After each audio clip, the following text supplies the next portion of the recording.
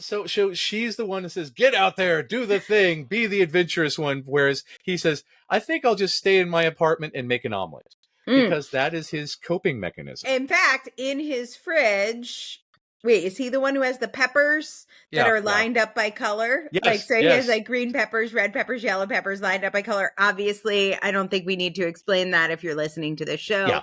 That is the correct way to put your peppers away. It is, yes. Episode 43, Only Murderers Are Autistic. Welcome to the Autistic Culture Podcast. Each episode, we dive deep into autistic contributions to society and culture by introducing you to some of the world's most famous and successful autistics in history. Before we get started, a quick disclaimer on how we use the word autistic. The purpose of this show is not to diagnose the people or characters we discuss as autistic. While some may have announced being autistic, what we're really sharing here is our observation of what is representative of autistic culture. It can sometimes be difficult for autistic people to celebrate our natural tendencies and traits due to the perception of autism as a disorder that needs to be fixed, a long history of damaging medical interventions to get autistics to fit in with mainstream culture, and protective masking skills many of us have developed to try to stay safe. Whether you are autistic or just love someone who is, your hosts, Dr. Angela Loria, the linguistic autistic, and licensed psychological practitioner Matt Lowry, welcome you to take this time to be fully immersed in the language, values, traditions, norms, and identity of Autistica.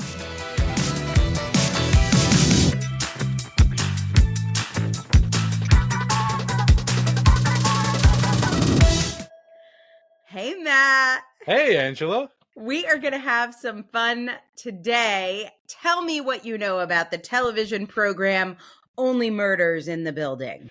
I think that it is the ideal replacement of the third Amigo because, upgrading from Chevy Chase to Selena Gomez is a brilliant idea. And this show has to be one of the most autistic-centered shows ever created. So I am really happy that we are talking about it today.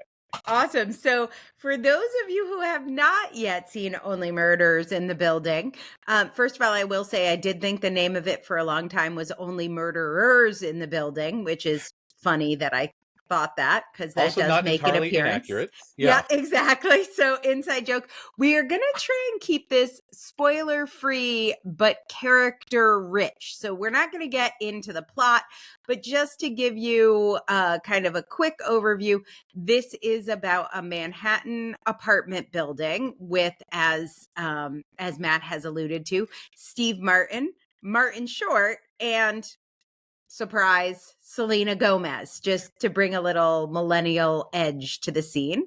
They live in a fancy apartment building, and they bond over their mutual love of true crime podcasts, trying to solve a crime that happens in their building. It seems like a random neighbor is killed. It may be less random than it seems. And to solve this, they start a podcast, which is basically what Matt and I are doing. Yeah, because if it's a few things that autistic people love, it's podcasts and murder mysteries. Right? So, yeah. Exactly. They're like, let's solve this mystery. I'm trying to solve the mystery of why autistic people are maligned in our culture. They're just trying to find a murderer in their building. So there we go. We're all doing our own amateur sleuthing in our own ways on podcasts. These three characters are, and many of the people, but not just these three, are sort of social outcasts. They're kind of estranged from their families or loved ones. They are quirky. We're going to call them quirky. Is definitely a description. Yes. So eccentric, and there is also a lot of trauma as the seasons, as we're recording this, there are 3 seasons out and a 4th one coming. I don't know when, someday soon, hopefully. But as the episodes unfold, they all have kind of trauma and sad events in their past, as well as that sort of inform their eccentricities. So I want to start by really talking about how autistic people bond, which is through our special interests. Oh, And yes, this very much is so. an incredible story of these three. They become quite good friends. And I'm going to have you, Matt, read. Steve Martin plays Charles, and this is a quote from Charles. I'm going to have you read. Charles Hayden Savage. Such a good name. I'm so on board with this, because this is how I'm going to fill the rest of my days, with hobbies, and my hobby is solving murders. Right. And that, for different reasons, is also Selena Gomez's hobby. So she sort of has a life mission to solve this particular murder, and a murder that kind of preceded it. Yeah. She's kind of been trying to solve that murder for years. And then Oliver, who is Martin Short's character, his hobby is solving murders because I think he thinks it will make a good show. Yeah. Because again, he and Charles are very, very much into show business, and Charles likes to relive his glory days as a TV cop, TV investigator. But Oliver was very, very much a Broadway star, almost, if not for a very large issue with mermaids. So yeah, that did not go well. That was unfortunate. He got the poster. So they're all sort of obsessed with solving this same crime. And there is no way any of them, I think let's talk about Mabel first. That's Selena Gomez's character. There's no way any of them would have socialized with each other. Like, none of these people should be friends with each other, nor do they know how to really be friends with anyone exactly, if they weren't focused on this particular solving this murder. That is what allows the friendship to evolve. And one of my favorite scenes is, it's actually, you see it in a flashback, but is before they become friends, before the murder, before the podcast. Mabel does get in an elevator with the two of them, and she, of course, has headphones on. Of course. Which is our first potential clue that Mabel might be neurodivergent. So do you want to share some of your observations of why Mabel is autistically coded and what she brings to the story? Okay, so the first big thing about all this is that her only friend is explicitly noted as, almost explicitly noted as being autistic, Tim Kono. Tim Kono, from the beginning, is described as having all these traditional autistic traits, and she bonds really, really tightly with him. And what do we know about autistic people and other autistic people? Exactly. Yeah, we bond with that. And this is a thing that leads into Mabel, because, again, a lot of people are able to identify autistic traits as related to traditionally male presentation. But what is traditionally female presentation, again, with Mabel, is the headphones. She avoids people. She has difficulty socializing on a neurotypical level. She spends a lot of time in her apartment that used to be her aunt's apartment, painting and fixing up the place, because she's very, very interested in art. She's interested in podcasts. She's not interested in human interaction, a neurotypical human interaction. Right. She'll talk to people about podcasts and murders and, bloody Mabel, but she does not really do the whole, hi, how are you? I'm Mabel sort of thing. So we'll go back to her aunt for a second. So growing up, when Mabel was a kid, she would go visit her aunt in this building. Mm-hmm. Tim Kono also lived in the building. Again, they were kids, and he was playing, was it chess? There was some game he played every day. I think it was chess. Yeah, I watched this show as we were doing the episode on the Chess is Autistic. So I was like, oh, I see that. Right. Oh, that's neat. So that is a more probably stereotypical autistic. Like, he had to play this chess game at the same time. She also describes him as like never lying. And he knows every single person in the building. This is Tim, even as a little kid, knows everyone by their apartment number. Oh, yes. So you could say an apartment number and Tim can tell you. So that we're like, oh, that's autistic. Like we recognize that. Mabel's got that sort of millennial flat affect in her speech that you might miss. Because I feel like you can, especially as a woman, use that sort of vocal fry to hide an autistic accent. But she does have kind of a monotone, halting speech patterns. She does. And that's the thing that's fascinating about this, because again, as we go through the show, we see so many of these traits, and it made me wonder why, out of all the people in the world, because again, the Steve Martin and Martin Short could really pick just about any human being on earth to replace Chevy Chase, because who wouldn't? But why did they choose Selena Gomez? Why does she fit in with this triad like nobody else? Because again, they also chose Tina Fey to be part of this. And Tina Fey has some notorious autistic traits, which we'll probably talk about in a bit. We'll get to after we talk about our why did they choose buddies. Selena Gomez? And this natural accent that she has, again, fairly flat, fairly droll, but again, very related to, let's say, I don't know, Winona Ryder in Beetlejuice, and or what's her face in Wednesday? Jenna Ortega. Yeah, Jenna Ortega. Yeah, Ortega. And it's that sort of presentation that is very, very common for autistic women who have just given up the masking. Because if you're masking, you're like, "Oh, hi, how are you? I enjoy small talk." Haha. Yeah, but again, this is one of those things of I don't really care. You can either be my friend or not. This is how I'm going to present.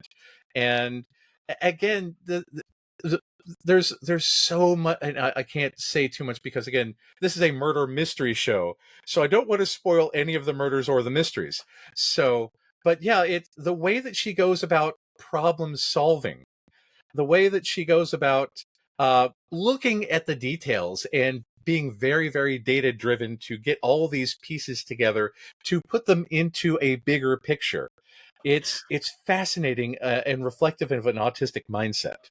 But before we get into that, because I want to talk about when we get to kind of crime solving with Charles, because Charles is our, crime solver with his theatrical background in it. But I want to talk about autistic burnout, because there is something that happens with Mabel. So, there's a teeny tiny spoiler alert here, but you find this out pretty quickly. Tim and Mabel, as kids, have a mutual friend who dies. It is a murder. It is a murder in the building. It's the prequel murder that I referenced earlier. This, in my opinion, and Mabel was there that night. Tim was there that night, obviously. This, in my opinion, sets off for Mabel a period. This is obviously trauma, but a period of autistic burnout, because once this murder happens and then there's a court case, she seems to nap. Like everyone's telling her you should go back to college, you should get a job.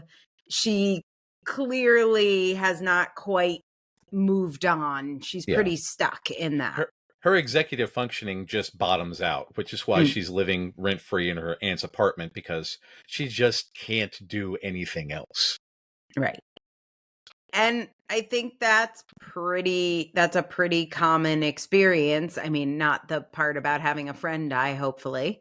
But having trauma seems to be a big part of the autistic experience, and then losing some of those executive functions. It seems like when she was younger, she was in a different place. And I guess this is a good time, Matt, to talk about why we don't love functioning labels. Yeah. Well, and this is the thing, because the quote unquote low functioning denies the ability to respect someone's autonomy, and the label high functioning restricts someone's ability to deserve help.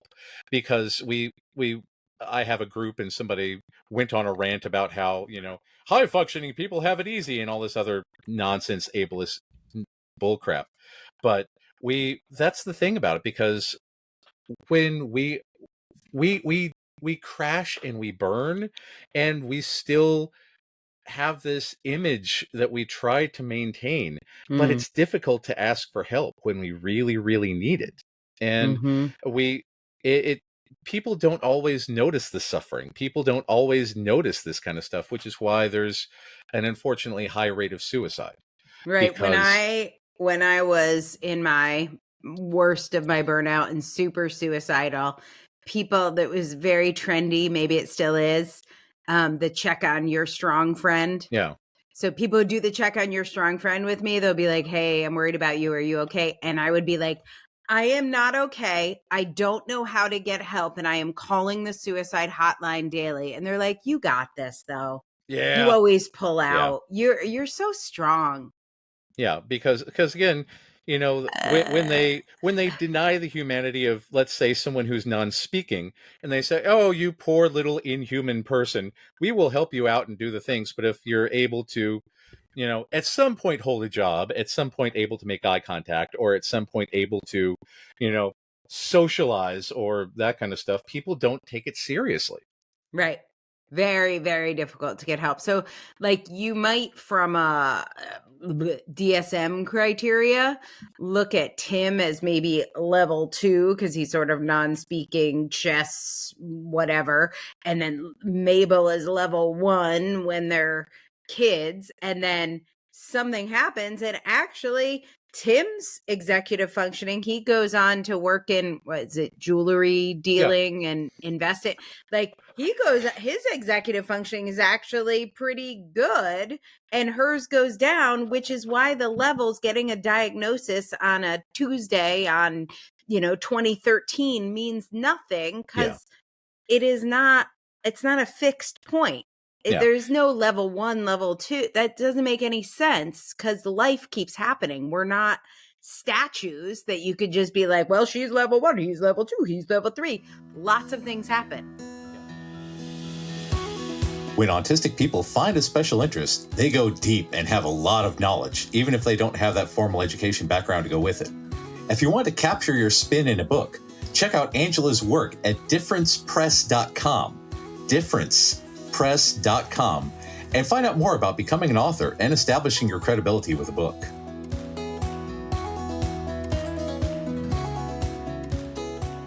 Yeah, Neurodiversity Unbroken, I believe, said it best with calling autism a dynamic disability, because our functioning changes from day to day based on our interoception, our exteroception, how much stress we're under, what all our bodies are going through. Because when I'm really, really stressed out, again, yesterday something happened and I was very stressed out. So I had to sleep for like 14 hours because, on good days, I'm able to do a podcast and do evaluations and do therapy and do all these neat things.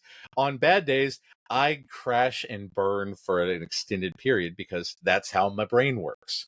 Right. And And that's a also, neat. Oh, sorry, go on. and also, you say, like, had to sleep for 14 hours. I think neurotypical people think that's like a choice. It's Yeah. not. It's like whacked on the head by a 2x4. You will sleep for 14 hours. Yeah, that's the thing, because again, we are slaves to our meat bodies. And when our meat body says, "Ah, yes, your battery is drained," we're not doing anything. We just cannot wake up. And again, there's a lot of nonsense around laziness, because we live in a very puritanical sort of, it is your choice to do good work and it is your choice to not. And if you are not doing all the work that you can possibly do, then that is somehow a moral deficit nonsense. Love a little prosperity gospel there. Yes. Yeah, exactly. Yeah, yeah. See, was it productivity is autistic? Yeah, exactly. Yeah. That's it's nonsense about that. And that's one thing that I like about this show, because again, all three of the main characters have been through some major trauma that has caused them to become incredibly reclusive and avoid the world. And this is what their bodies are, telling them, that they have to get away from this kind of stuff. Yep. Because when we are autistic and we are traumatized, because again, allistic trauma. Fun fact, did you know that if you're a neurotypical and you are traumatized, you are no longer neurotypical? You are now allistic, but your brain changes and ceases to be neurotypical. So, yeah. No, tell me more. Yeah, because that's the thing about trauma in the brain, because it causes Oh, that makes sense. It's like if you have a concussion, you are no longer right. You have a brain difference. It changes the way your brain functions. And again, one of the interesting things about complex PTSD is that neurotypicals and allistics have a very, very difficult time telling the difference between CPTSD and autism, because so many autistic people experience CPTSD. Because it's not just one traumatic event in our life, although we might have a big traumatic event in our life. It's a series of traumatic events of rejection after rejection, big harm, burnout, rejection from burnout, to all of this stuff that piles on and piles on and piles on, which is, again, why we don't like functional labels, because someone who would be level 1 as a kid gets hurt and hurt and hurt and hurt and might be level 2 or 3 by adulthood, even though somebody says, well, you had so much promise, you were a gifted child, why are you not a doctor and a lawyer, and all this other stuff, because that's the thing that really, really knocks us down. Yeah, and those expectations make it so much harder because of expectation sensitivity of this is where I was supposed to be. Everyone told me I had all this promise. Actually, we did get an interesting critique of the Autistic Culture podcast, which I thought was worth talking about, was somebody who said, I like your show, but I have to recover from it. It's really hard for me to recover from, because I feel bad that I haven't been able to achieve what Steve Jobs or George Lucas or Tim Burton or, some of the amazing autistics in history that we talk about have achieved. And that's another side of it. What I said to him is, we're not trying to say you should be like that. We're all different. We're trying to point out, hey, what is part of our culture that we can be proud of? I'm not, I am not trying to say the good autistics are the ones who have invented stone tools by any means. Yeah. And this is a fascinating thing about the autistic way, because we have a very uneven profile. By the time that you're listening to this, you will have heard the Tim Burton episode, where Tim Burton can do really amazing things, but he needs a lot of support from people around him, and his relationships have not gone so well. And in an upcoming episode with George Lucas, we're going to talk about how it just occurred to me we're going to do an episode about George Lucas. Okay, so that's good to know. Yeah, writing that down. That'll be the next recording thing that we do, because we'll after our guests, because we have some guests coming up, but we'll do that because while he has been able to make an amazing universe, he requires a lot of support from the people who visualize it, from Carrie Fisher being a script doctor, because he's not really great about how most people interact through conversation, and he went through an incredible meltdown and burnout during The Empire Strikes Back and Return of the Jedi that ended his marriage. And he spent many years as a recluse because he couldn't trust people anymore. Right. And this is a big thing for us, because when we do... Well, look at in the Kinsey episode. Yes, his exactly. whole career was destroyed. Yeah. Are you kidding me? Steve Jobs, we talk about how he got fired. It's not, there's no either or, and there's not good autistics and bad autistics. It's when we do something, we do it all the way. And when we do our careers all the way, we don't have a lot of energy for healthy relationships. When we do our relationships all the way, we don't have a lot of energy for careers. When we do both, we die early because we don't have enough energy to rest. Burnout. Yeah, exactly. and this is what, again, so when we talk about the daily traumas of relationships and that kind of stuff, this is why I'm fascinated by the stars of this, because I'm convinced that Tina Fey is autistic. Okay, wait, we can't get to oh, Tina Fey yet. well, Be convinced that Steve Martin is autistic, yes, because we're yes. going to talk about Charles. Yeah, because when we come to that, I want to talk about Mean Girls and the trauma and all that kind of stuff, because that's Okay. so yes. But we'll come to that in a minute. But yes, I'm convinced Steve Martin has been autistic from day one, because again, if you look at his early career with the banjo and going for the most obvious pun-filled jokes, and the fact that he was an early supporter of the Muppets, because from day one he was a fan of the Muppets, and that is the step of a quality human being if ever I saw one. But then again, very very focused on sort of slapstick pun-based humor. His King Tut is a favorite for my Halloween playlist. Very, very historical and pun-filled. If you look at The Jerk, very socially aware and poking fun at a lot of, racist tropes, because again, he wanted to make a social statement on that. It's a movie that I don't think would be met with the same reception today, because again, Yeah. but again, he did really, really well fighting racism back when it happened, and that's everything about his career has been somewhat autistically oriented, and I find it he is fascinating. the writer on this with who's the other guy? Is it Steve Hoffman? John Hoffman. John Hoffman. Yeah. You remember Apple versus PC? He was PC, and he did. Yes, that's right. He was on the Daily Show. I'm convinced that he's probably autistic too, because if you look at his accent, his sense of humor, John Hodgman is very, very much one of us. But, right. But that's the thing, they combined to make this, and Charles Hayden Savage is clearly, his character is undiagnosed autistic. He's in his 70s, possibly late 80s, 60s, maybe. No, he's not that old.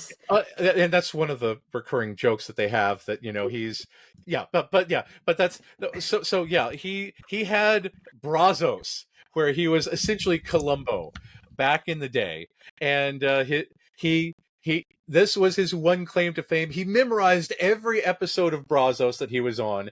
He memorized all the backstory. He uses a lot of Brazos backstory in his own life, because he masks so much that in many cases he becomes Brazos again, because he scripts and he masks. Right. And, so I want to talk about scripting, and also, like you said, he memorizes it. My interpretation is like those scripts just stuck. Yeah. Like I don't think he like sat down to memorize it, like in a what I would say would be like more of a narcissist way. Oh God, no. Of like, I'm gonna trick people into thinking that I said these things. It's just the lines are just there, and it kind of merged with who he is. Because, like I was saying before, you do one thing all the way. He did his career as Brazos to the nth degree and became Brazos. And this is the thing, because he has, throughout the series, a multitude of failed relationships, ranging from the, oh, that's unfortunate, to, wow, that's really bad. And that's the thing. He is bad at maintaining interpersonal relationships. He as a matter of fact, at one point, he comes to the realization that he can't have joy in his life. Pun intended on that. And it's very, very interesting to see that where pun was a spoiler alert. Yeah. When you get it, you'll get it. But but that's the thing.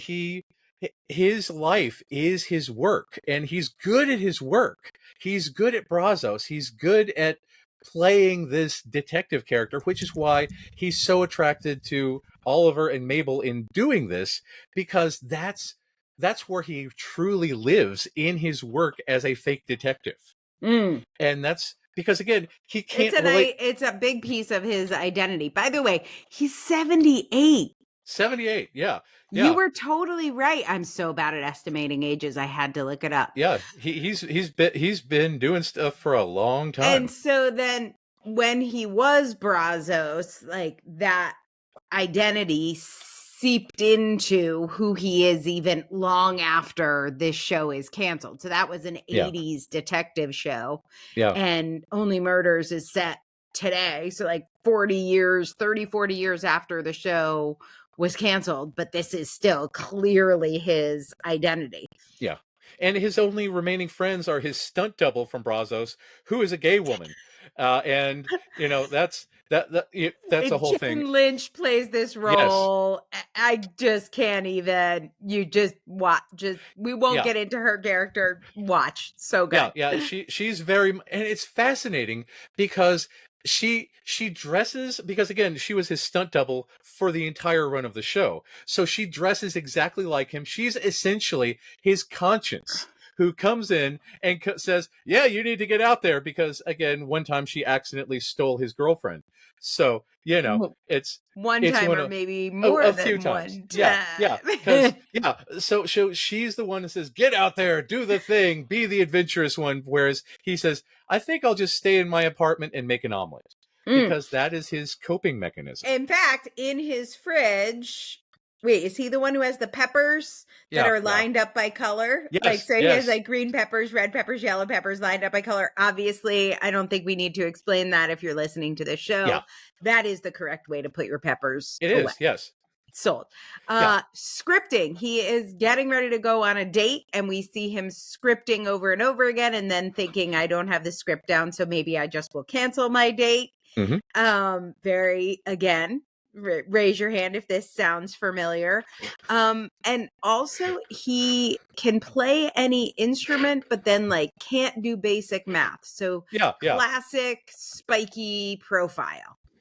It was like super high highs, super low lows. What are you laughing about? What are you thinking of? The White Room. Have you seen season 3?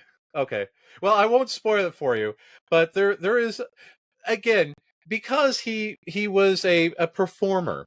He wants to perform in a particular show, but when he tries to memorize this song and this rhythm, he goes off into a place in his brain that performers call the White Room.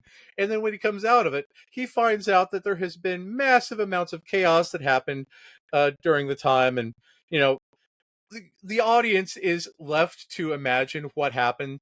And they're always super horrified. There's screeching of monkeys somehow. There's one time where, Oliver Martin Short says, I have never heard such profanity.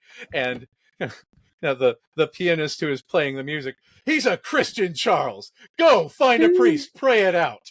And it's just, again, the nth degree, because when he has a meltdown, when he has a shutdown, which he has multiple times throughout the course of the show, he crashes and burns in most spectacular fashion. Yeah. And this is going back to the omelet. The omelet is his way of relating to people. He can't relate without the omelet. And this is a big plot point, especially for season 2. But again, can't go into spoilers. River Song would kill us.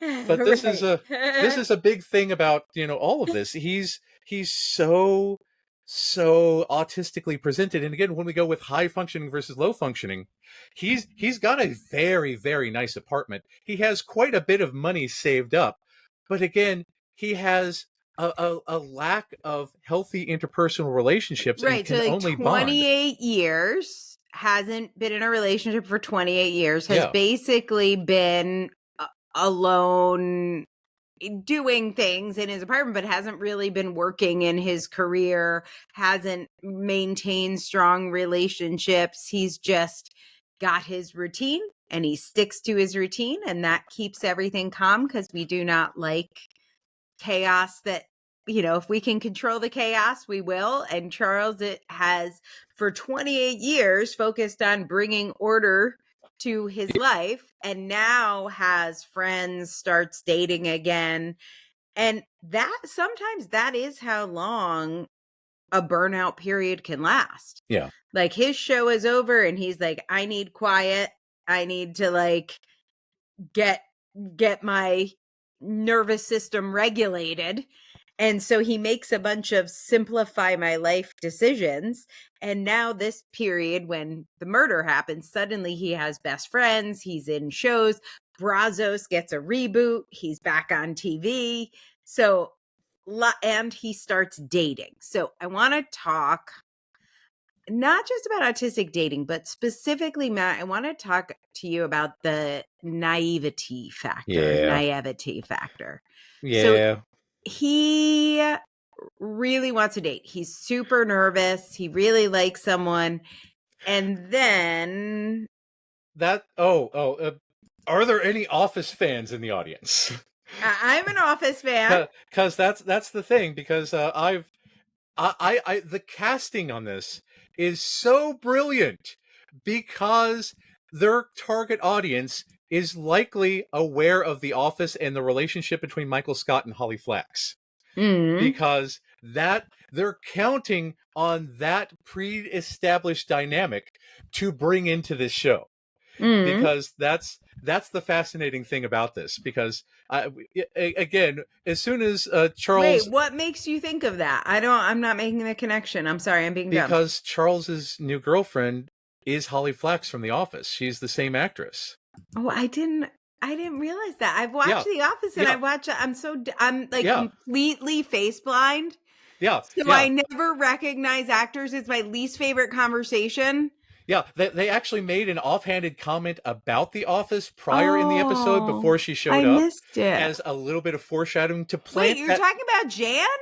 Yeah, no, not Jan, Holly. The nerdy branch manager who like does awkward raps with Michael, and one time Michael Scott is wandering through town because he was Wait, but dropped I mean off. the bassoon player. The bassoon player, Only yes. Murders. The bassoon player. Her name is Jen. Which is ironic. Another Office reference, but yes.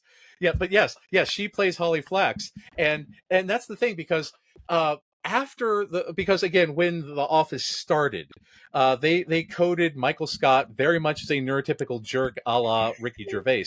Yes. But once the 40-Year-Old Virgin was successful, and the 40-Year-Old Virgin coded Steve Carell as somewhat autistic, they leaned into that for the show, and he became very autistically coded, more or less depending on who's writing and who's directing that day. In like a weird masking way.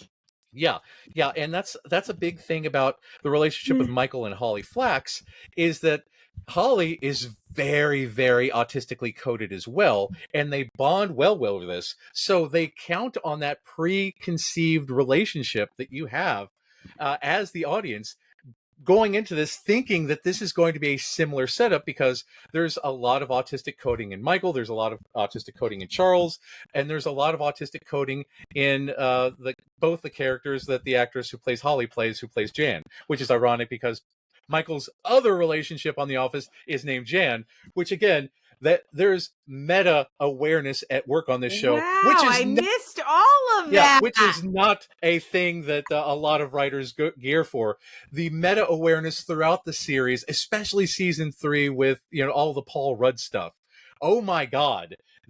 This is why I dig the show, because it's so much deeper than just a regular show. There's layers upon layers. There's ogres all over the place. And this is the thing. And when you come into this, you see Charles saying, perhaps she gets me for the first time in forever. She gets me, but she might be masking, and it might be subverting those expectations. Cannot confirm nor deny. And I think the other thing too is like, he hasn't had a relationship. He really wants this to work. So there are a bunch of very big red flags that he ignores and gets taken advantage of. And I think getting taken advantage of in dating is a big theme for autistic people. Yeah, it happens to the best of us. Even those of us who trained in psychology, it hits us because, again, we have learned, we have been taught throughout our entire lives that our needs are excessive, that we overthink, that we overfeel, that we are too much. So we must compromise to fit other people into our lives.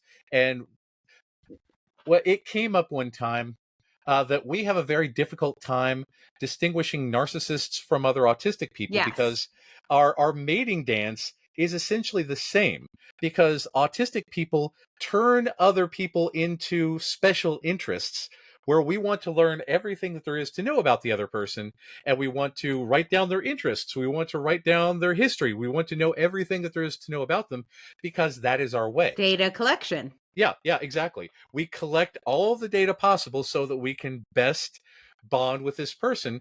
But narcissists do the same thing for the purposes of control. Right. When narcissists do it, it's called love bombing, because they say, I'm doing this for you, I'm doing this for you, I'm doing this for you, so that they later have leverage against you. Mm, We're doing it for the purpose of better understanding.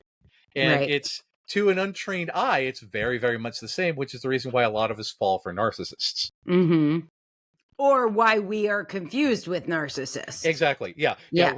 Especially if you're not used to dating an autistic person. This is where the whole Cassandra syndrome comes into play, where they say, oh, yes, it's clearly the autistic person's fault. They're clearly a narcissist, all this other stuff, because they just don't understand that while it may look to an untrained eye very similar, on the insides, the mechanisms are completely different. Totally different. And speaking of people who could look like narcissists, our friend Oliver. Oh, yes. Oh, God, yes. He's hilarious. So, and it does seem like he just really wants to be famous, but there's much more going on there. Oh, God, yes. Oliver, one of my special interests is Broadway. And so I got a lot of overlapping. I get more of the subtleties in this one. I pick up more clues, but he is very honest to the point of potentially people thinking he's rude, which I maybe have that in common with him. And he's also larger than life and just like really big presence, and it throws people off, which I will say I also have in common with him. He might also be ADHD because he's a little more disorganized, dreamery, more impulsive. I don't know. What do you think about that theory? Well, number one, he only eats dip because his diet is incredibly restricted. Well, listen, dip is the right thing to eat. Crudité and dip. That's all I need. And you haven't seen season 3 yet, so I'm like 2 episodes in. So season 1 is the ensemble cast, a rotating focus. Season 2 is largely Mabel focused. Season 3 is largely Oliver focused, and hopefully season 4 will be largely Charles focused, because again, while they each have their own individual running through lines, it's very much focused on this. And season 3 is very, very much Broadway focused, and it has a lot of jokes and references in there that I don't get because, again, I'm not into the theater in that way. But I'm sure, based on previous seasons, that there are layers and layers and layers that I am missing. That's why I figured out, I'm like, oh, I totally get it. It's the thing I'm seeing in season 3 happen, and I just missed it because those aren't my special interests. So yeah. And this is the thing about season 3, because when you see Oliver's incredible focus on, because again, he is largely flighty through the first 2 seasons, because again, that's not his jam. When it comes to theater, oh my God, he is in the zone. He is incredibly, he knows everything about everything, and he will not be stopped by Matthew Broderick at any cost, because Matthew Broderick wants to be in on that. And Matthew Broderick is also autistically coded playing Matthew Broderick. But so it's a whole other thing. So good. Yeah, I would say hyper focus and then executive function are some of the themes with Oliver. And his relationships. I also eat hors d'oeuvres for every meal. I believe hors d'oeuvres are the right thing. He never cooks. I never cook. I feel that deeply. And then there is so much love. Yeah. Like you could, just talking about that confusion with narcissism, like you could think he's in it for himself. Like I can see how somebody from the outside could interpret it, but he is loyal. He is upbeat. He is generous, and he is really doing it for other people. His storyline with his son in particular. Oh God. Yeah, that's heartbreaking. But yeah, yes, I love his son. Yeah, he is a deeply, deeply, deeply loving father. And anyone who would confuse him with a narcissist, he's very loving. Even with Charles and Mabel, he has a difficult time, being appropriate, but appropriate with the quotation marks, because he is incredibly bluntly honest with Charles and Mabel. But again, he cares deeply for them. He wants what is for the best. He is incredibly loving with his son, even with his arch rival, Nathan. Oh God, What's his Nathan last Lane, name? Teddy Demas. Lane. Yes. Yeah. Timon. But yeah, again, theater, all that. Yeah, even with his arch rival, he's still incredibly caring and loving, and it's fascinating about that because when you get to the whole Meryl Streep stuff, oh my God. Okay, so again, Meryl Streep's hyper focus on theater. Oh my God. With wanting what is best for her family, that whole subplot that gets in there, that's heartbreaking. And that's the thing about the show. All of these people on the surface may seem like jerks because of their hyper focus, but they have this deep, deep, deep love for the people that they care about. Yes. And that is the thing to look for if you are having trouble spotting the difference. Yeah. We love sharing stories of autistic culture, and if you are seeing yourself in any of these stories and you're wondering if maybe you're one of us, or maybe you're already diagnosed or self-diagnosed, and you want to know if Matt can help you live your life better and be more authentically autistic, check out his website at mattlowrylpp.com.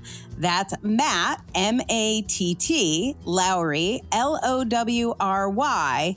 And then that LPP, it stands for Licensed Psychological Practitioner. So head on over to mattlowrylpp.com and learn more about working with my buddy Matt. Yeah. And even Paul Rudd. Oh my God. Oh, Paul Rudd. Paul Rudd. I can't.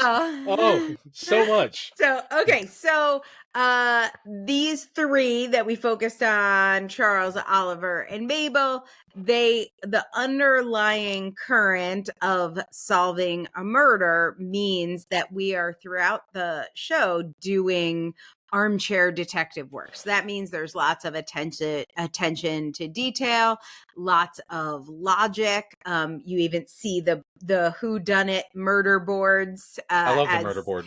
I love a murder board, yes.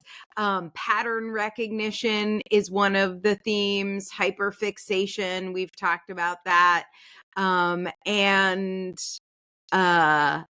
There is also another part of autistic culture, which is one of my favorites, super fans. Oh, yeah.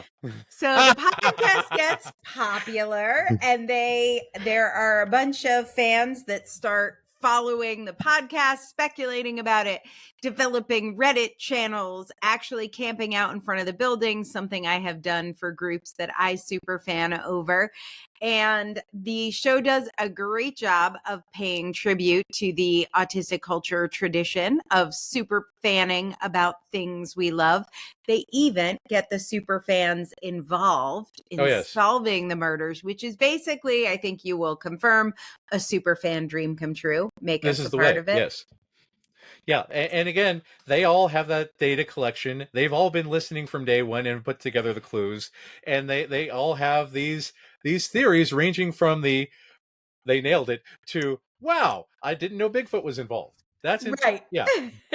So it's monster. Exactly. Yeah. It's one of those things, and it's fascinating to watch all this, and fascinating because they really, really get this. In no way are the fans, disrespected and played solely for laughs or played as these obsessives. Right. Yeah. Like the way that you think of like Star Trek's fans being made fun of, not by Star Trek people, but by the outside world.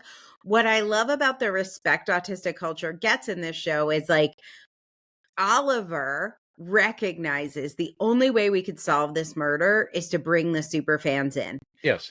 He's like, they are weird, autistic, not weird, but he's like, I get it. They're creepy. They follow us around. They're taking pictures of us. They talk too much. They send too many emails. Like, I get your concerns about our super fans, but no one knows this murder better than us. No one knows the facts better than us. No one has more spreadsheets or murder boards than us.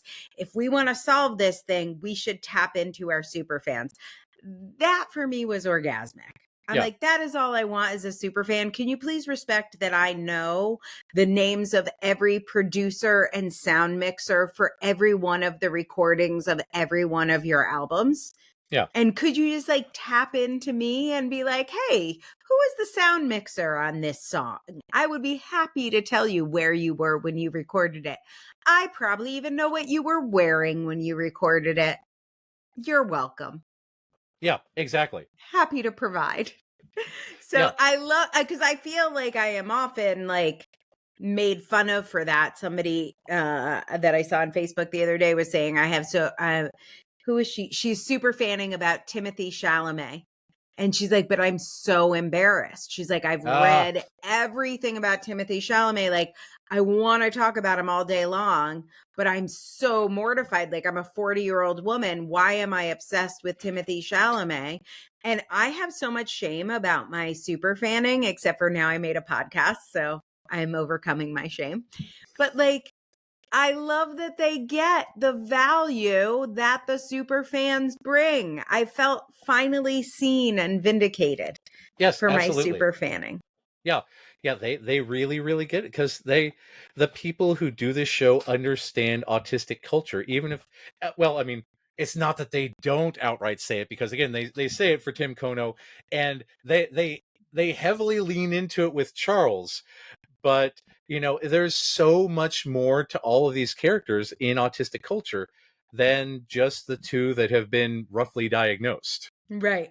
Okay, so then we have Howard. I have two more characters I want to talk about. We're going to talk about Tina Fey's character just to end it. But before we do, I want to talk about Howard. Howard is wonderful.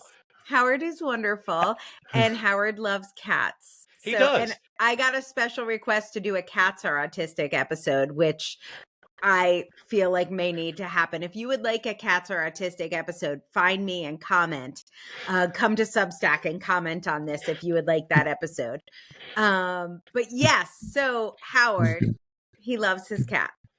He loves his cats, he loves theater, he loves music, and he has an uncanny ability to piece together shredded evidence. And he has a number of, he's got a number of good moments in the first two seasons, but the season 3, he becomes an integral part of the team for his pattern recognition skills. Right. And but yeah, he does love cats. Oh God, I want to say so much about it, but I can't. Okay, you're like, yeah, you say your thing. Yeah, and I wanted to also bring up, because I think lots of autistic people have this. He faints at the sight of blood. He does, yes. Which is neurocardiogenic syncope. And many autistic people have this, which I did not know, but me too. Because I didn't know that was a thing. Yeah. What? Oh. Yeah, I love finding out new weird stuff about us, because again, we've got a lot of weird cardiovascular stuff going on, especially with POTS and EDS, and that's this is a stress reaction. So yeah. Okay, so last but not least, and there's so much more to talk about with this show. I want you guys to all watch it and comment. But we need to do like a spoiler-friendly episode so we can get into the nitty-gritty. I didn't mention Sting makes a very neurotypical appearance. Amy Schumer makes a very neurotypical-ish appearance, maybe. Especially since her husband is autistic in real life. I know. And she's been very outspoken about that. But yes. Yes, it is on fucking point. They're the person who is one of the murders, not one of the many murders. Anyway, there's so much more to this, but Tina Fey is kind of at the heart and soul of this. Her character has a $30 million deal to do a podcast about a murder, which is set in Oklahoma. All is not okay in Oklahoma or something is the name of it. And she's got a very different, she's not doing her podcast so much out of the personal need to solve this murder because she's in this building, but it's a job for her. And there's a little bit of a toxic boss mean girl situation happening over there. So let's talk about a little bit of the shadow side of autistic characters on Only Murderers. Yeah. Because again, she okay. So background on Tina Fey. She wrote Bossy Pants and Mean Girls, and Mean Girls largely associated with Bossy Pants because again, she has been called a number of things in her life because of her incredible approach to things. And again, when there are, as we've discussed with like Steve Jobs and probably Microsoft, Bill Gates, and that kind of stuff, this incredible all driving approach, Walt Disney, to doing the things that we do. There are some people who will be emotionally destroyed at times if someone is not aware. And this is one of those things because she has a very, very autistic presentation. Mean Girls is very, very much about how neurotypical social hierarchy works for females, especially when you're not included. But Poppy is very. Is it Poppy? Or am I confused? Poppy is her assistant, Because right? I want to do an episode She's on Mythic Quest later on too. Because Mythic Quest. I love Mythic Quest. Yeah, because so Poppy is very explicitly much. autistic, so we may have to do an episode. Yeah. Well, I want to wait until Rob McElhenney's podcast comes out because he's supposed to be coming out as autistic. But anyway, we'll come to that. But anyway, Poppy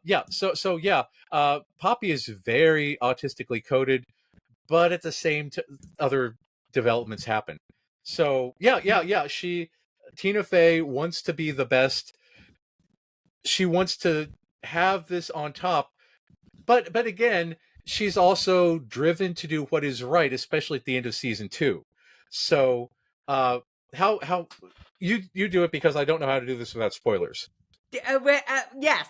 Well, anyway, Tina Fey, what I would say is creates a very toxic work environment in the way that I would talk about with Steve Jobs, as another example. And I don't know if we're going to do an episode on Elon Musk because I don't know if my heart can handle it. It took me like 2 months to recover from our Temple Grandin episode. Yeah. But if I ever have enough energy to do a the Trouble with Temple episode, we will do the Trouble with Elon episode. But I would have to buy a hazmat costume before we do that because, oh my God. But looking at, because look, no culture is perfect. I can tell you the toxic things about Italian American culture. Yeah. I am sure that, anyone with the cultures they're in can tell you the crappy things. And I would say a big part of our culture can be we're so hyper-focused, we're so driven, we're so goal-oriented that we don't see or consider other people's needs. And this often will be confused with fucking stupid ass theory of mind. Yeah. You don't have mirror neurons bullshit from that Simon Baron Cohen, who should jump off a cliff, in my opinion. But I don't think it's that. For me, it's monotropic hyperfocus. Yeah. And if you can slow me down and get me to pay attention, which is why I think at the end there's a twist. So like you see Tina Fey's character creating this toxic work environment. It's the shit you heard with the Elon. What was he doing? He's like, everybody has to be hardcore. You have to work 24 hours a day. You have to live in the Twitter building when we've canceled the janitorial staff. Yeah, you have to live in the Twitter building. Like, I have to say, I get that. I'm not an Elon apologist, but I get that. And Tina Fey is driving her team hard, and they misinterpret her. In my opinion, they misinterpret her. And she's like, we got $30 million from another human. We have a responsibility to make a good podcast. Yeah. And you should come in early and leave late. Yeah. And so I get it because I have this in me. And then sometimes it happens at the expense of other people's mental health. Yeah. And they just think you're a bossy pants or a mean girl or a bitch. And you could find reviews of me on Glassdoor where they'll tell you what a slave driver I am and how terrible I am as a boss. I'm sure they're out there. When we're excited and when we're in hyper focus, it is very hard to pull back from that without a community around us. One of the things I've really focused on is surrounding myself with team members who know how to support me so that I do not drive everyone into the ground inappropriately, because I don't want to. That's not who I am.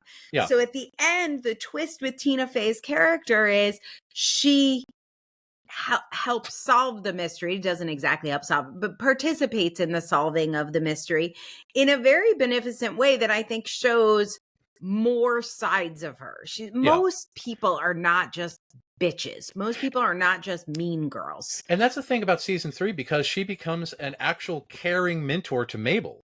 And because it's a very, very different dynamic than she had with Poppy.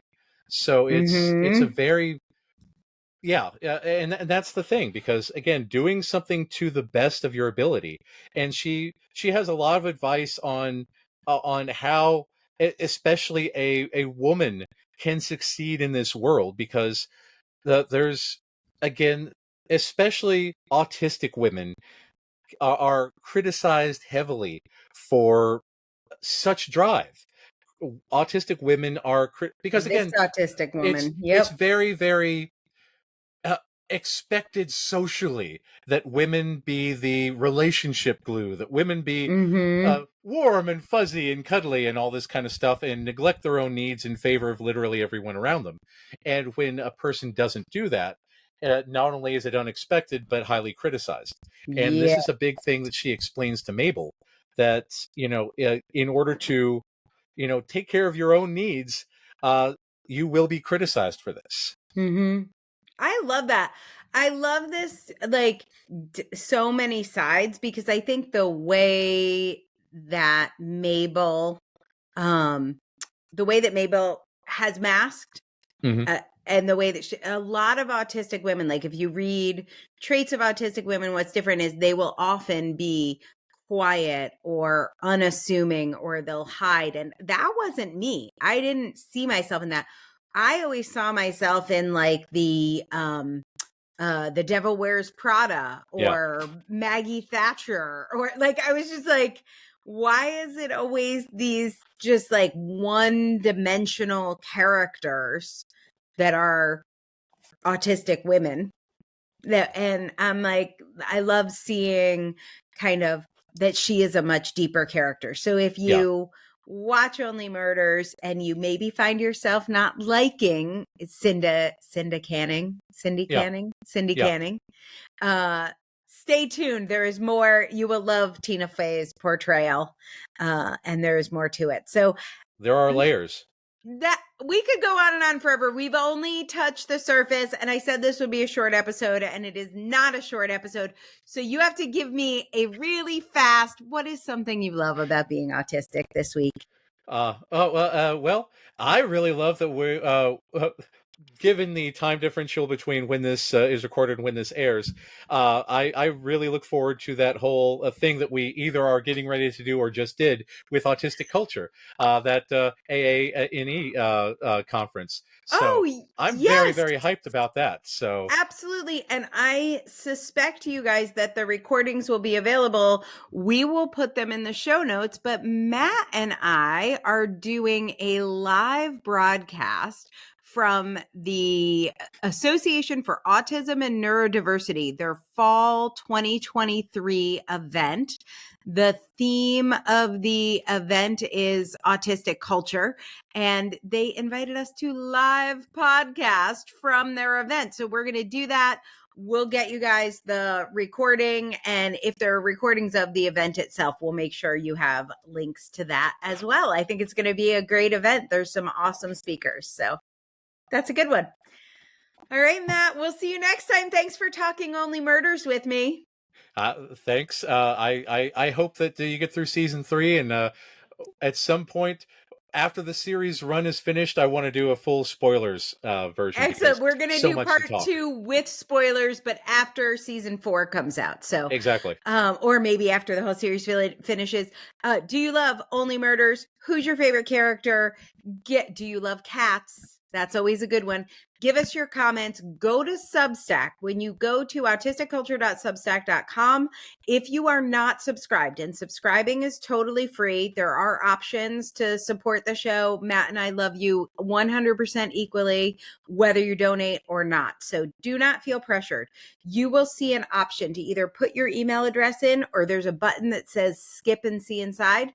You are not required to give us your email address. You are not required to give us any money. We want you to love this show. We make this as a labor of love for you, and we would love your comments. So please like, share, subscribe, comment, and join us for a discussion over on our Substack page. Join us there. Thanks, everyone. Have a good one. Bye. Thanks for listening to the Autistic Culture Podcast. If you like this show, you can help other people find it by taking a few minutes to rate and review on Spotify or Apple Podcasts. You can find out more about writing your book with me at differencepress.com. That's difference, DIFFERENCE, press, PRESS.com. Or getting a psychological evaluation or consult with me at www.mattlowrylpp.com. That's M-A-T-T, Matt Lowry, L-O-W-R-Y, L-P-P, as in licensed psychological practitioner.com. We hope you enjoyed today's episode, and remember, no one ever changed the world by being like everyone else.